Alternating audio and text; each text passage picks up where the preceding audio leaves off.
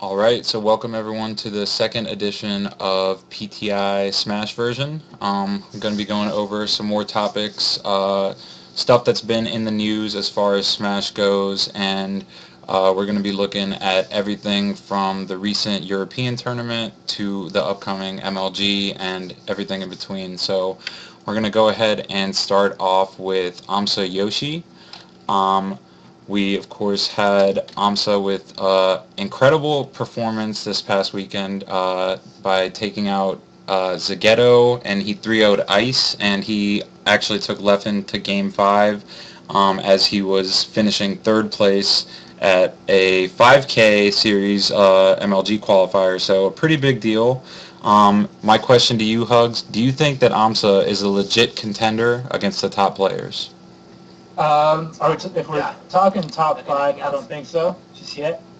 But I'm not. This might not be a popular opinion, but I'm not sure that I'm completely sold on. Obviously, he's doing great things and he's beating a lot of really good people. But at the same time, that Japanese tournament where he ended up like getting 13, and then losing to Ko the next day, I'm holding my breath. Like I'm not on the hype train, and I don't know that he would have done the same thing here with the U.S. Sheiks. I think Ice historically has, when he doesn't know a matchup, he really does not know the matchup. You know what I mean? Yeah. So I don't tend to overlook things like that just to ride on the hype train. That's my opinion. It's not very popular, but. Right. Yeah, no, I mean, I agree with you to an extent, but I gotta say, I'm really impressed with what he's been able to do. And I agree with you in the sense that I don't know if he's a threat to the top 5 yet, although his performance versus Leffen was also super impressive. Like the fact that he took him to Game 5 last stock was really good, but I don't think he's ready to quite take on the top players like that. And a lot of it has to be chalked up to matchup inexperience. Like there's so many people that don't know anything about Yoshi. They don't know the first thing about how to fight Yoshi. So that's probably a big reason why he's doing so well. I think if you just play lame, you'll be able to take on Yoshi. I think you just have to exploit that you have a better character. Yeah. And then it should work out a little better. Like Joey played aMSa at the Salty Sweet exhibitions that they had there. Lucky. He was the only one that beat him. Yeah. So because Joey just plays lame sometimes, so he did it. So. Right. Yeah. And then we used to have Gabe, my brother, Yoshi, like 7 years ago. So. Oh yeah, I remember him. Yeah, he's mad old school. But I mean, like I said, I still got to give the guy props. I don't know. Do you think you would beat him? I think he'd probably beat me because of matchup inexperience. I think if I had a few chances to like play against him in friendlies, I might be able to take him out. But I think that in the long run, I don't know how well aMSa will continue to do as more people figure out that Yoshi match. So I think that right now he's probably going to do really well this summer, but I don't know if it'll last. Yeah. So next up we got. Next up we have Leffen versus Armada at ROF in Europe, the 6-0. So as you know, ROF just took place in Europe last weekend, and Armada looked dominant in winners, and it seemed as though, the old form Armada was back, and, with this new character. And then grand finals happened, and he ended up losing 6-0 to Leffen. So my question to you is, what are your thoughts? Was it a blunder on Armada's part, or is Leffen really on that next level? Should he have switched to Peach? Yeah, well, I definitely think he should have gone Peach to begin with. Like, I don't see how when you're losing, like, 3, 4, 5 matches in a row with a certain character that is not your main character in a grand finals, it's not like this doesn't mean anything. There's an MLG guaranteed spot on the line. Granted, since it was a 5K point qualifier, whoever got second was kind of in anyway, but still, I mean, Armada clearly was in this to win this. If you saw like his Twitter post beforehand and everything, he was talking about how he's finally ready to start competing again seriously. And then he did 3-0 Leffen in winners finals too, so that was super impressive. But this grand final set was just kind of a massacre. Like everyone watching could kind of tell that Armada was outclassed. Like it wasn't really like a couple of mistakes cost Armada the set or anything. It was just clearly Leffen had the advantage the whole time. I definitely think that Armada should have pulled out Peach, and if nothing else, it created doubt in my mind that Armada can get back to where he used to be.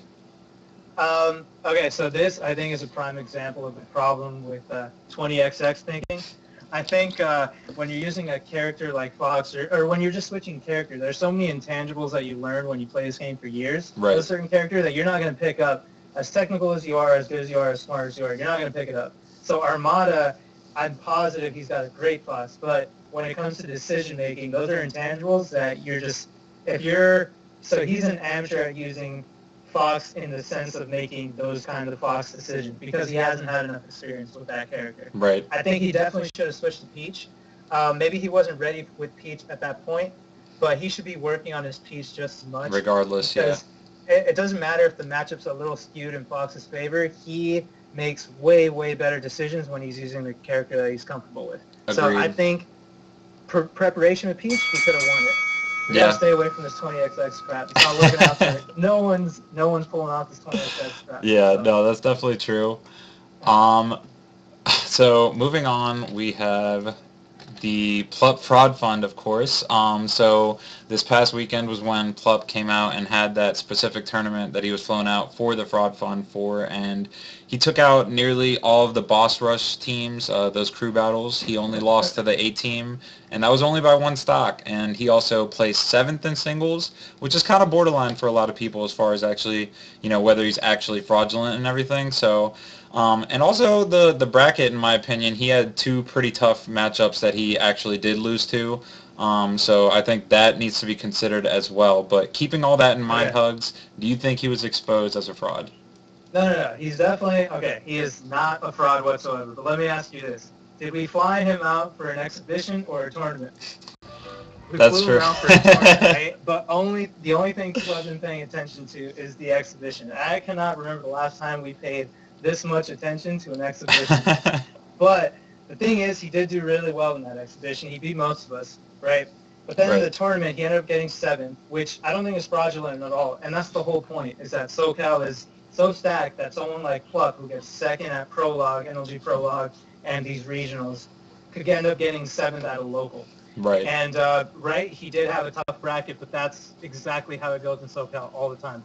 I've lost to Okami in tournament before. I've lost to Johnny in tournament before. Yeah. Beaten Johnny in tournament before. These kinds of things happen here. So I think all in all, it's a success, and we proved a lot of, we proved it both ways, that Plup is not a fraud and that SoCal is stacked. Yeah. I just want people to stop talking about the exhibition. No, that's true. I mean, I think specifically why people keep talking about the exhibitions is because it was a really cool format. Like, you just haven't seen something like that before. And in a way, I think that the format favors the single player, because you get to play all these players in a row. You get to stay warmed up, and in a crew battle format, if it's just the same player over and over, I feel like that player has an advantage versus the people that are switching in and out. Yeah.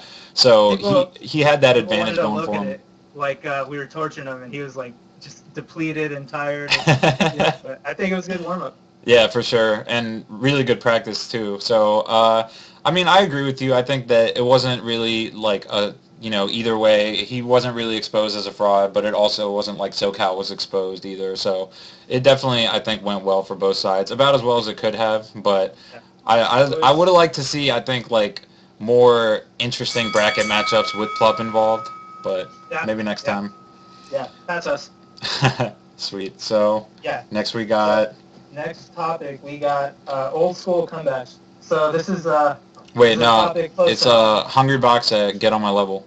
Oh, my bad. No, you're good. Sorry, Curse.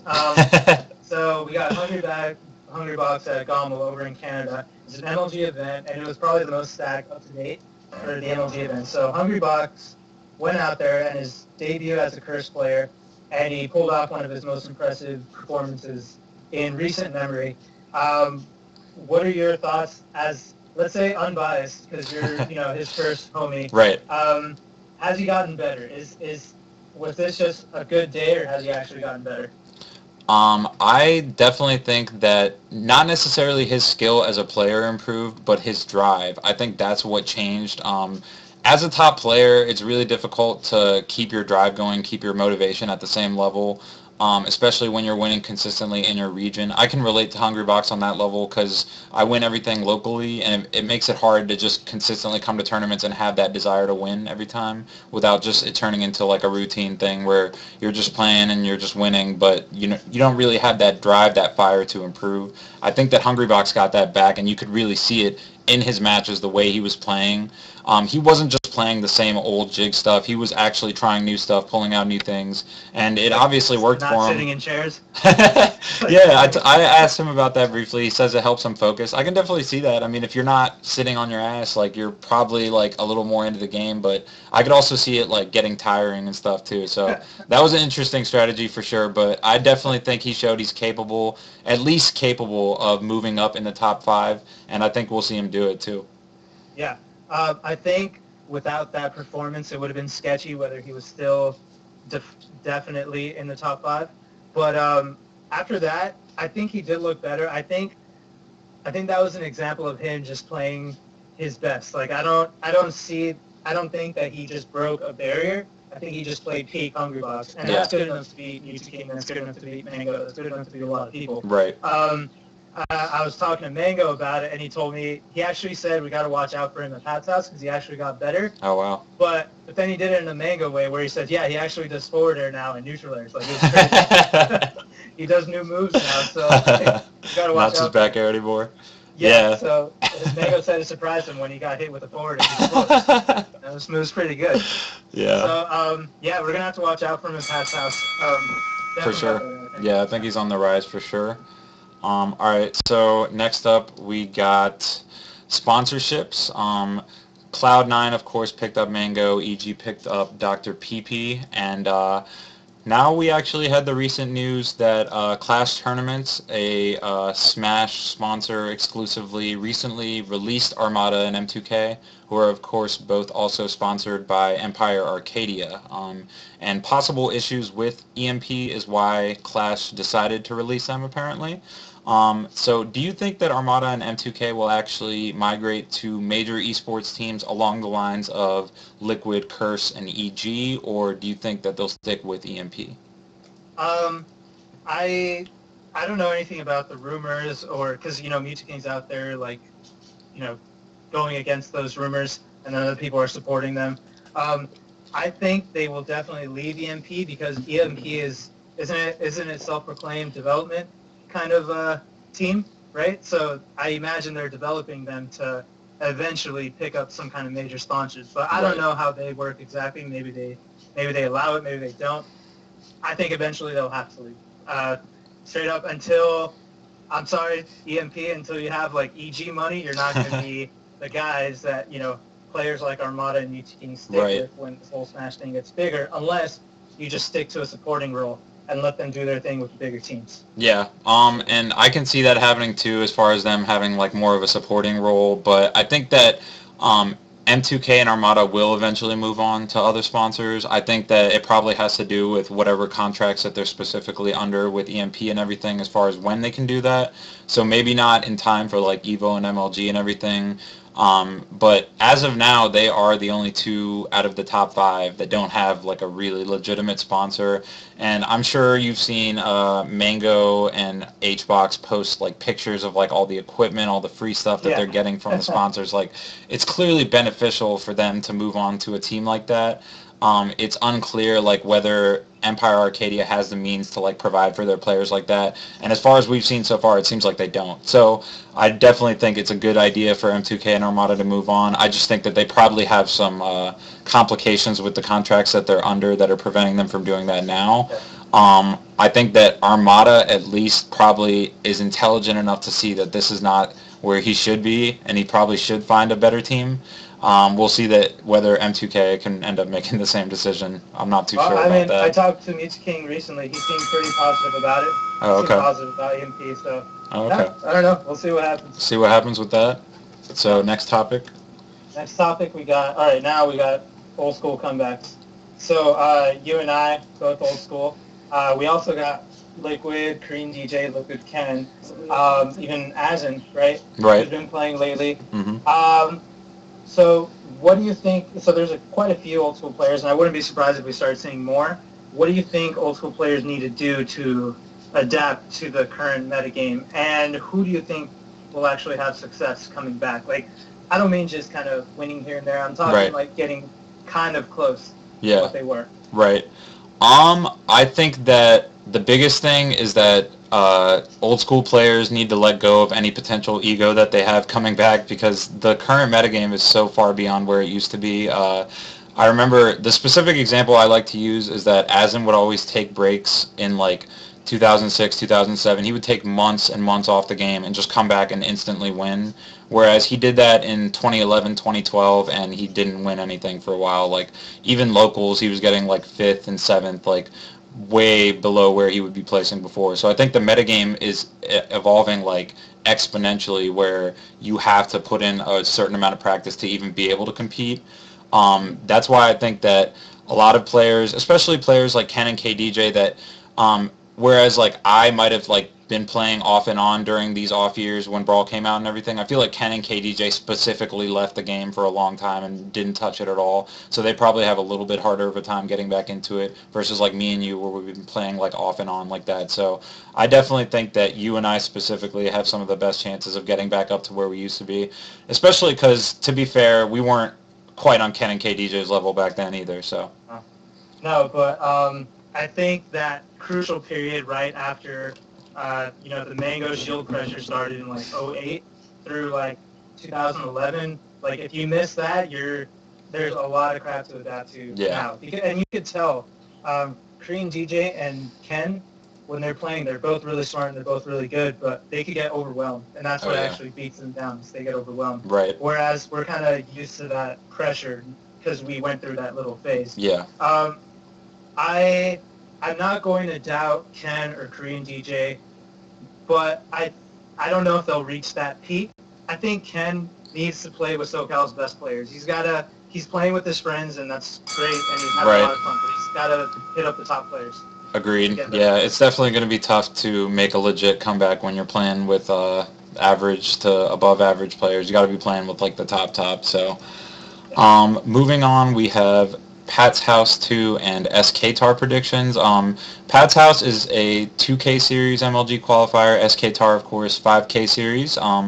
Pat's House has a ton of West Coast killers in attendance, and SK-Tar has a ton of killers from everywhere in attendance pretty much. So keeping that in mind, what kind of predictions do you have for those upcoming events? Okay, this one's a bold prediction. I don't think Mutaking and Hungrybox are going to be first and second in any order. I think somebody's going to sneak by and take one of those two spots away from one of those two guys. I don't know who it's going to be. I mean, I could guess at West Balls. I could guess at Fly. I think a lot of people here in SoCal have the potential to do that, to pull that off. Other people that are going to end up in the top 8, I think Axe, for sure. Fly is going to do that. Fiction, if he's playing on point and he's playing the right people, he could do that as well. I could actually see him giving Hungrybox a lot of trouble if he pulls it together. But I think there are going to be some upsets. That's how I feel about it. I think SoCal's getting on a good level. That is pretty bold. I'm going to disagree with you. I think that M2K and HBox will take top 2. I really feel like there's so many West Coast players that are right on the verge of the top 5, but I feel like they can't actually really take sets from the top 5 players. So, like, I don't think that Fly, for example, would be able to beat M2K or HBox this weekend. I mean, I could see it happening, but I just don't feel like it will, especially like a player like West Balls, who does really well locally. I feel like when he gets to that national level competition, he gets more and more inconsistent, kind of. So I don't see him really breaking into that either. I think that probably be M2K, HBox 1-2. As far as who's going to win, I think that HBox might take it over M2K, but I think we'll see them in the finals. SK-Tar, I think, is a lot more interesting because you have Armada, you have PP, you have M2K, and Mango all there. I actually do think Mango will end up taking it still. I think that Mango versus PP, if that ends up happening, will be a really sick set, but I feel like Mango's playing on point right now, and he's gearing up for the summer, so I could see him taking the whole thing. I think Mango will win SK-Tar. Hopefully Armada will learn from his mistakes at ROF and place top 3 as well. Yeah, that'd be good to see. I don't see Hungrybox doing as well at SK-Tar as he will at Pat's House. Oh, I actually don't think he's going. Oh, he's not going. Yeah, so he'll be okay. the only one of the top 5 that's not So there. he's So gonna have to settle for third at Pat's house then. That's gonna end up. All right. So next topic. Next topic, we got the MLG Qualifiers. So just the whole structure that MLG's pulled out for this season. We've seen the point totals on Melee and on Me. We've seen where people are standing, and there are some surprising players in that top 8, and some people that are guaranteed to be in MLG's, nationals. Do you think the points were even? Uh-oh.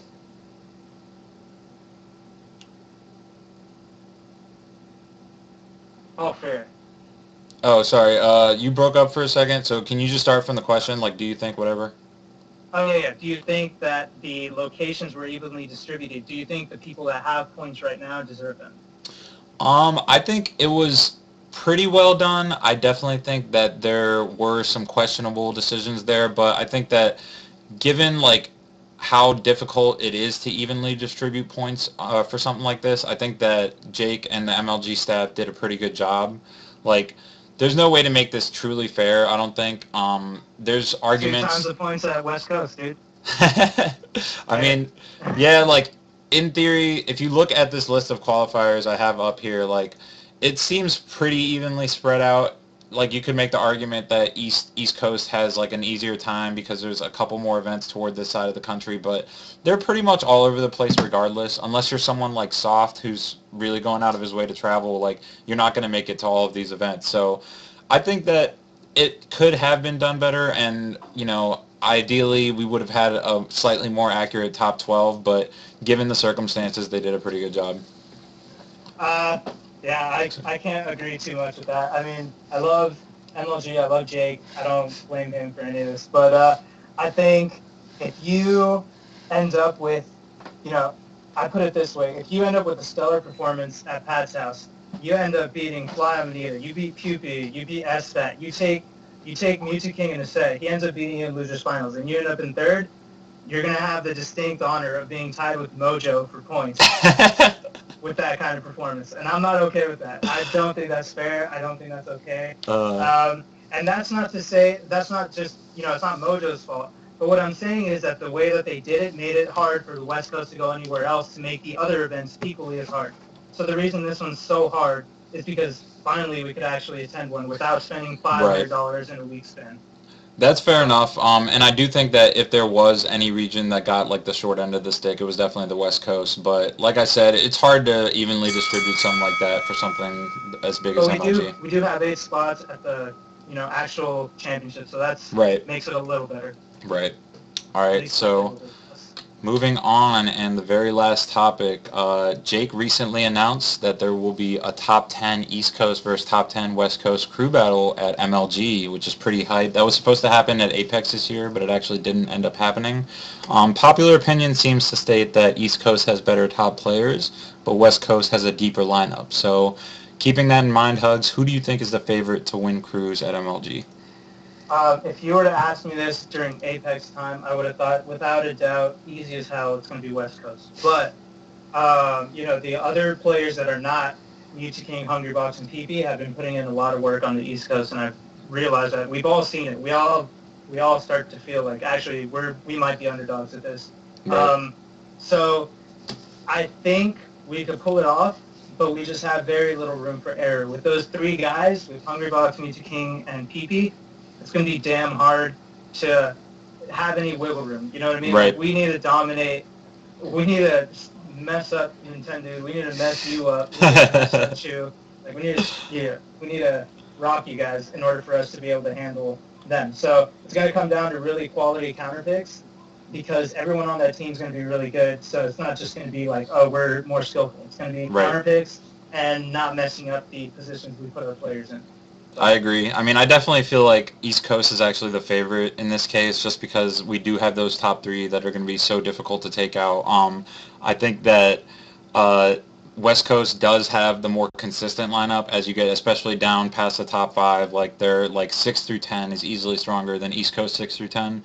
But I think the East Coast has a really good chance of taking it. I also really like our matchups on you guys. Like, me for fly and stuff like that. Like, I'm sure we'll have some really good matchups set up like that. So I think it also depends on who exactly comes out for East Coast. Like if our lineup starts to get a little weak toward the end because we don't have necessarily all our best players there, then that would make it a lot closer for West Coast as well. But I definitely think East Coast will take it easy. Yeah. All right. We'll find out. We'll see.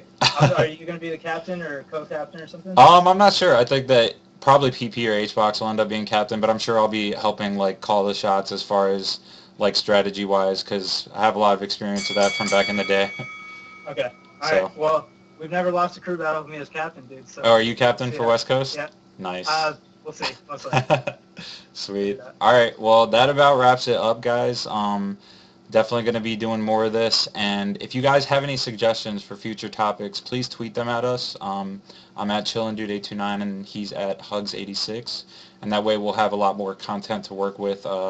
That's pretty much the hardest thing, is coming up with like good relevant topics. So if you guys have any suggestions, make sure to send those to us, and we'll definitely keep this going. All right. See you guys. Later.